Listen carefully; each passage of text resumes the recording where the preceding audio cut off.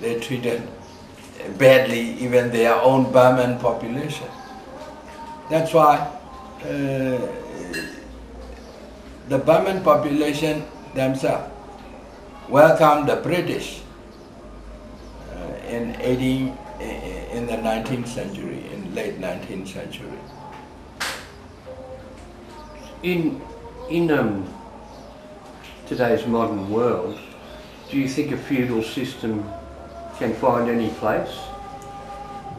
Yes, I mean it cannot find any place. It has, so that is why the military dictatorship has to use very ruthless, very brutal means, very reactionary policies, like extensive gross human rights violations against ordinary people. They have to use very violent methods, like in Nazi Germany. They have to be very cruel, very ruthless against ordinary people. And that itself will destroy this military dictatorship because of this reactionary policy. It's out of sync with the modern time. This is a time of development, a time of peaceful coexistence. This is a time of freedom, fundamental freedom, human rights. That is the order of the new, the world today. I guess this bastion of freedom would seem to be the United States. They push a heavy agenda of democracy, freedoms. What message would you have for, say, President Obama?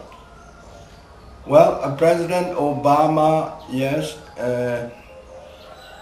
we need massive assistance for our refugees, internally displaced persons also, and to seriously consider for humanitarian intervention in Burma. That is what we call for. EU is very rather wobbly in supporting, giving humanitarian support, because their humanitarian support is partly more like political. Now they withdrew the support. They reduced the support to the refugees. The reason is politically motivated. The EU, led by some German NGOs, they want us to surrender, for the armed ethnic forces to surrender. They want to push back the refugees back to Burma, even when there is no peace, even when the conflict is going on.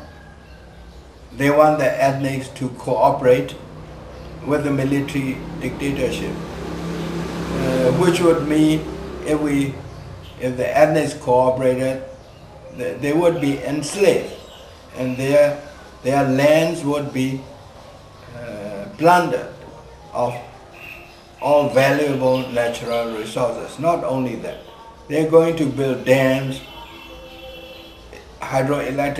electric power dams, to sell the electricity to Thailand. And they will have a massive industrial zone that would destroy the environment. Not only that, that would harm the health of the people in that area. They are doing that deliberately to cause problems to the ethnic people. So this is a very evil military dictatorship. So we can never trust, we can never cooperate with this military dictatorship, for what they call gradual change. They will never share power with anyone. They are more like a Nazi, worse than people say that is correct. They are worse than the Nazi Germany of Second World War, the Nazi regime, the fascist or militarist regime of Japan of the Second World War. So you don't think the elections are going to bring about any sort of change? Or no, the election, the new government, the constitution itself, beginning with the constitution, is the most undemocratic constitution. And then they rig the election to deliver landslide victory to its proxy party, the USDP. And then now they form the government. But the government, all important positions are occupied by military men or former military men. This is the same military dictatorship. Same military rule will have, only the facade. And this is only a cosmetic change. So we cannot expect any a great deal, whatever, from this new government. It's old wine in a new bottle, as the people say.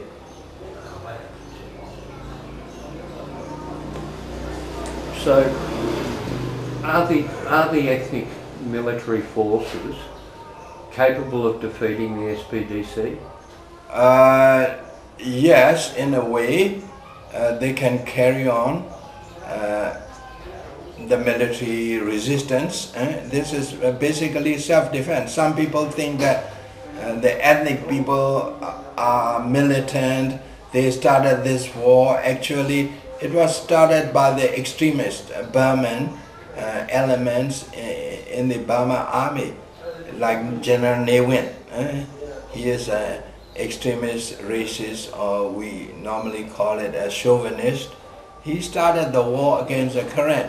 And later also, because of their denial of the ethnic rights, the ethnic resistance like the Kachin, the Shan, because of aggression, the Shan, the Kachin, the Chin, they took up arms to resist.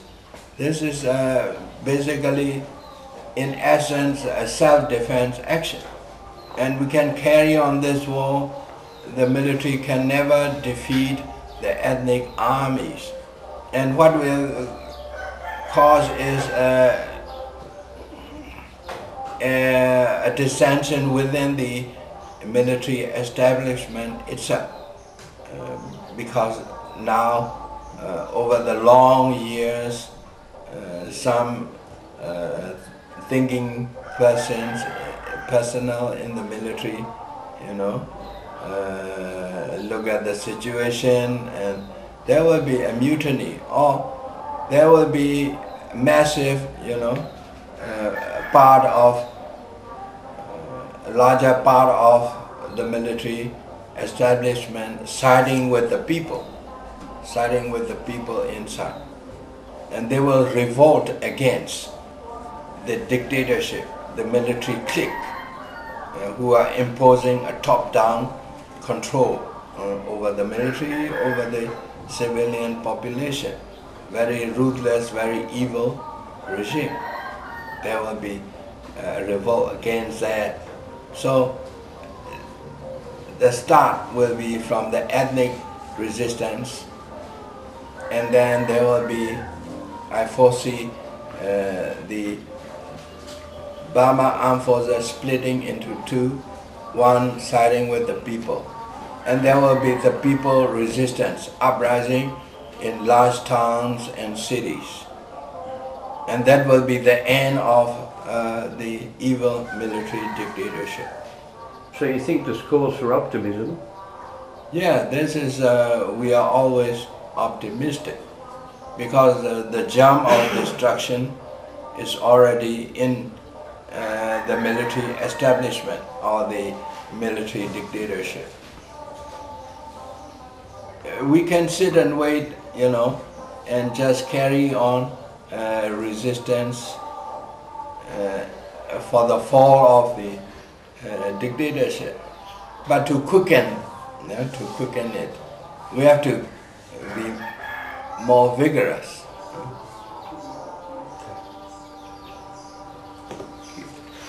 That's enough. Yes. Okay. Thank you, Master.